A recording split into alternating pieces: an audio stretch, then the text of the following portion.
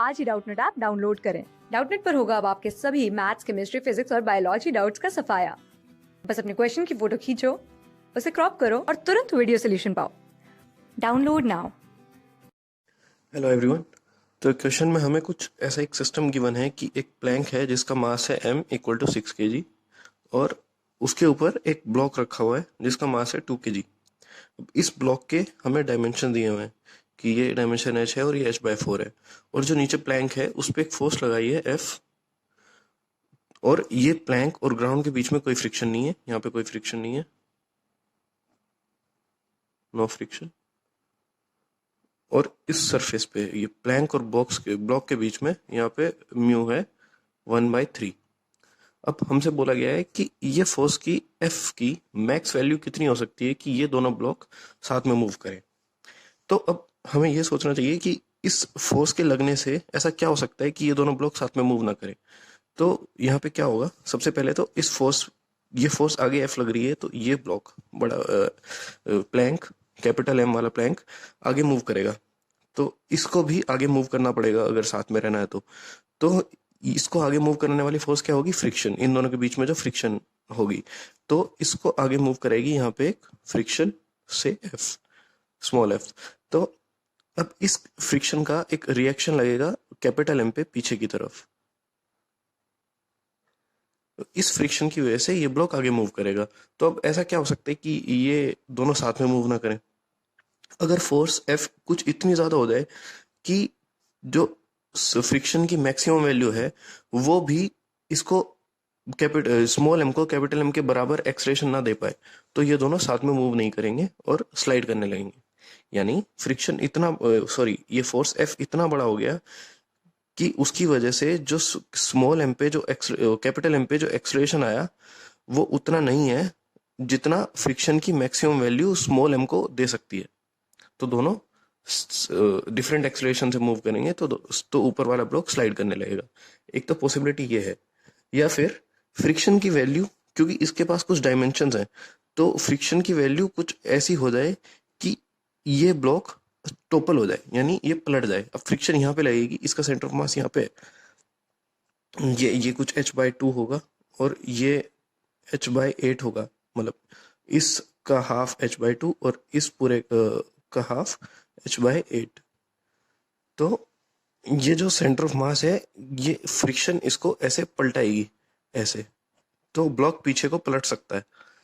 लेकिन इसको रोकने के लिए क्या होगा, यहाँ पे एक नॉर्मल रिएक्शन लग रही है।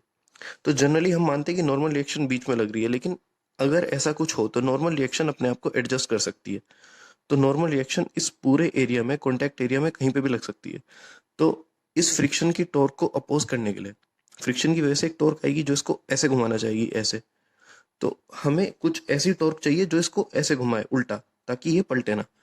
तो उसके लिए एक टॉर्क आएगी इस तरफ।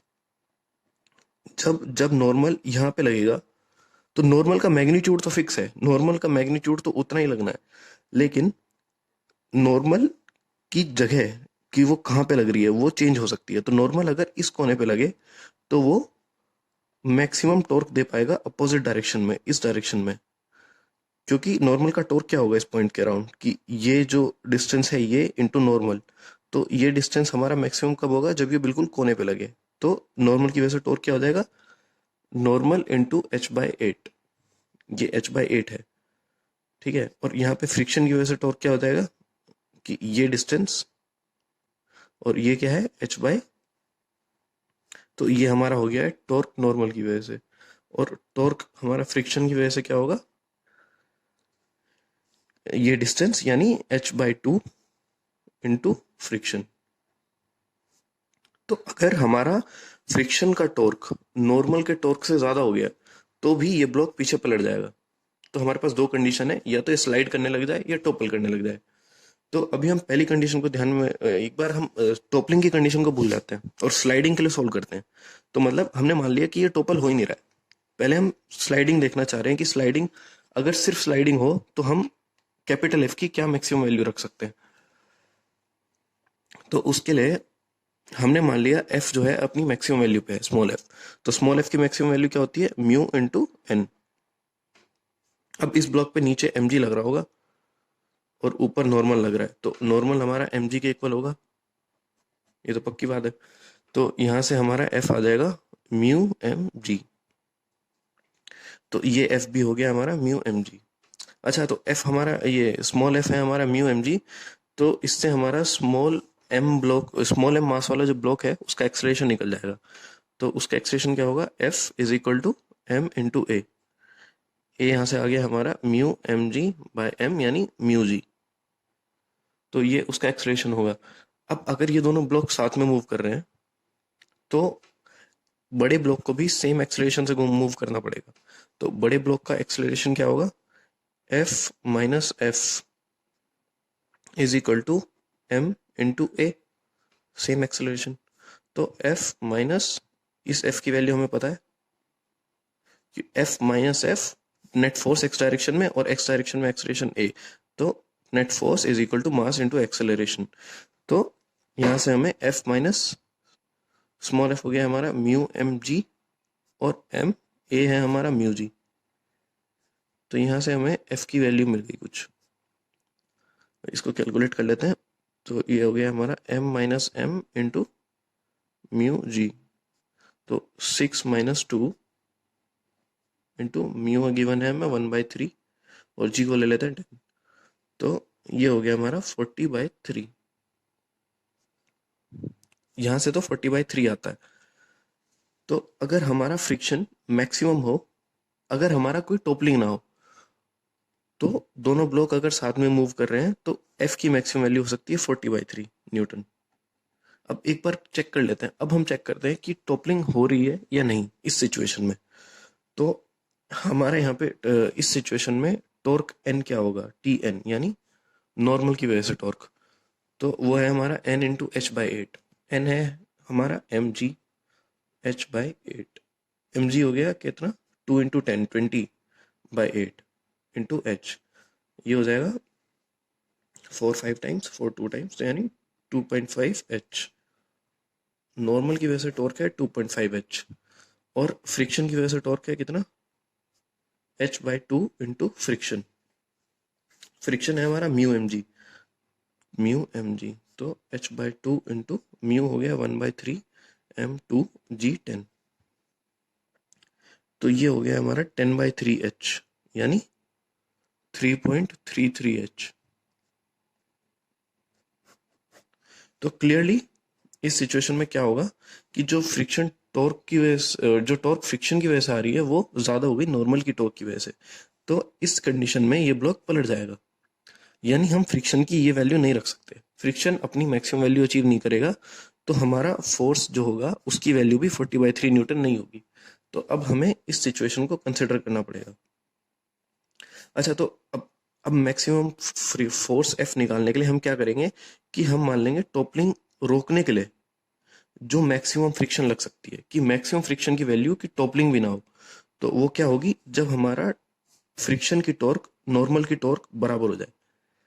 तो फ्रिक्शन की टॉर्क क्या होगी, एफ इंटू h/2, और नॉर्मल की टॉर्क होगी n इंटू h/8। अब नॉर्मल की वैल्यू तो फिक्स है mg, लेकिन फ्रिक्शन की वैल्यू अभी हमें नहीं मिलेगी, तो h कैंसिल 2 4 टाइम्स, तो f हो गया हमारा n/4 जो कि होगा mg/4। अब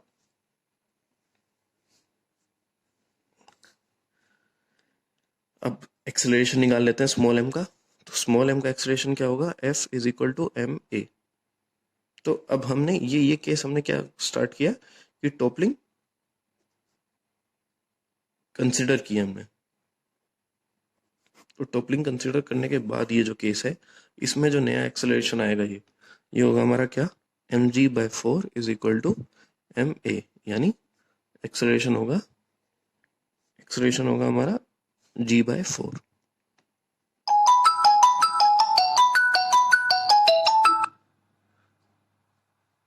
ओके, अब अब हमें एक्सेलरेशन पता चल गया, तो अब बड़े ब्लॉक का एक्सेलरेशन लिखते हैं, वो क्या होगा, f minus F is equal to m into acceleration. तो f minus F is equal to M into A. तो कैपिटल एफ है हमें निकालना है, स्मॉल एफ हमें पता है क्या है, ये mg/4, और कैपिटल एम हो गया हमारा कितना 6 गिवन, ए हो गया g/4। अब यहाँ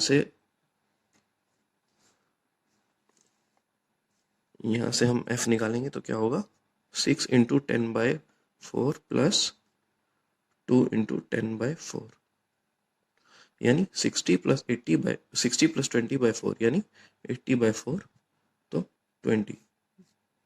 तो हमारा आंसर आ गया F इक्वल टू 20 न्यूटन। ये हमारा फाइनल आंसर। क्लास 6 से 12 से लेके नीट, IIT, जेई मेंस और एडवांस के लेवल तक 10 मिलियन से ज्यादा स्टूडेंट्स का भरोसा।